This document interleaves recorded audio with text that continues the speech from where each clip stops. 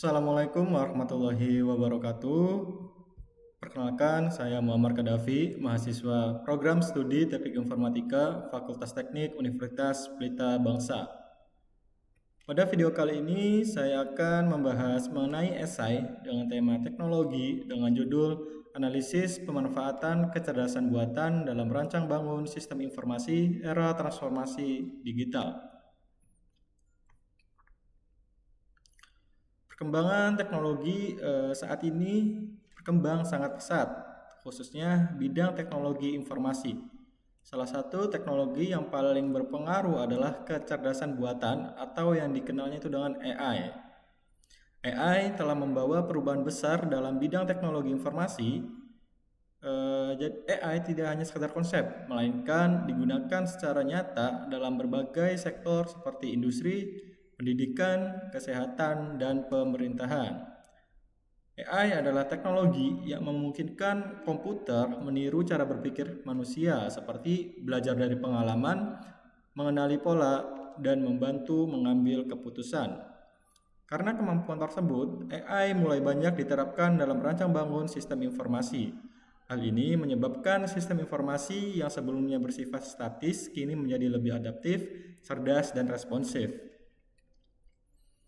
Dahulu, sistem informasi itu hanya berfungsi untuk mengolah dan menyimpan data.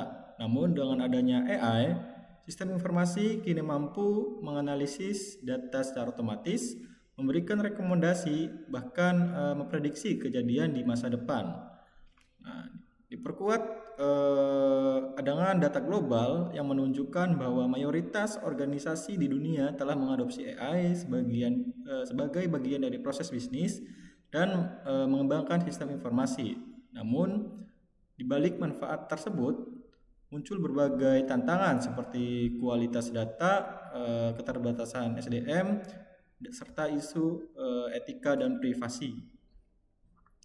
Dan kita lanjut di pembahasan mengenai konsep dasar kecerdasan buatan dan sistem informasi. Kecerdasan buatan merupakan cabang ilmu komputer yang bertujuan untuk menciptakan sistem informasi yang dapat belajar, bernalar, dan mengambil keputusan secara otomatis. Dalam sistem informasi, AI diterapkan melalui teknologi seperti machine learning untuk mempelajari pola data, deep learning untuk analisis data kompleks, dan natural language processing untuk memahami bahasa manusia. Sementara itu, sistem informasi merupakan kombinasi dari perangkat keras, perangkat lunak, data prosedur, dan manusia yang digunakan untuk mendukung pengambilan keputusan. Ketika AI diintegrasikan ke dalam sistem informasi, sistem tersebut menjadi lebih cerdas dan adaptif karena mampu belajar dari data historis dan menyesuaikan diri dengan kebutuhan pengguna. Dampak positif pemanfaatan AI. Pertama, dari sisi efisiensi dan produktivitas, AI mampu membantu mengoptimasi proses pengembangan sistem informasi seperti analisis kebutuhan pengguna dan pengujian perangkat lunak. Hal ini mempercepat waktu pengembangan dan mengurangi kesalahan manusia. Kemudian yang kedua dari sisi pengambilan keputusan. Sistem informasi berbasis AI mampu mengolah data dalam jumlah besar untuk menghasilkan analisis prediktif. Dengan demikian, keputusan organisasi menjadi lebih objektif karena didukung oleh data bukan hanya institusi. Yang ketiga, dari sisi pengalaman pengguna. AI meningkatkan interaksi pengguna melalui chatbot, sistem rekomendasi, dan personalisasi antarmuka. Pengguna dapat berinteraksi dengan sistem secara lebih natural dan nyaman.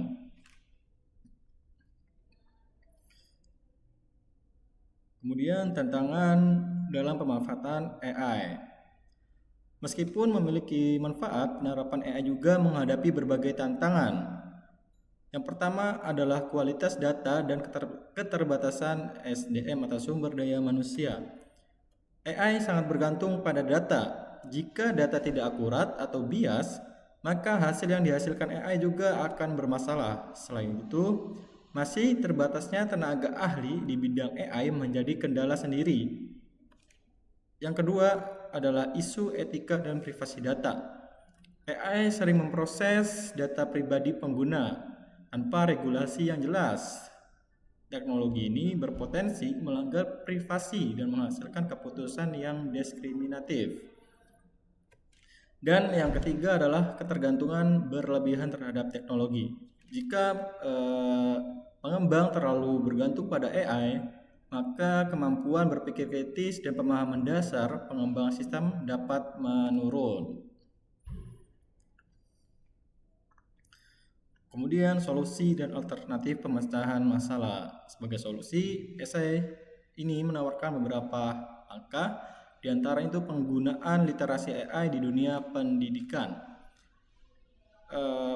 Perguruan tinggi khususnya di bidang teknologi informasi memiliki peran penting dalam menyiapkan sumber daya manusia yang siap menghadapi perkembangan AI. Oleh karena itu, pembelajaran AI ini tidak hanya sebatas teori, tetapi juga praktik langsung dalam pengembangan sistem informasi. Selain kemampuan teknis, mahasiswa juga perlu dibekali pemahaman mengenai dampak dan etika pengguna AI agar teknologi ini digunakan secara bertanggung jawab.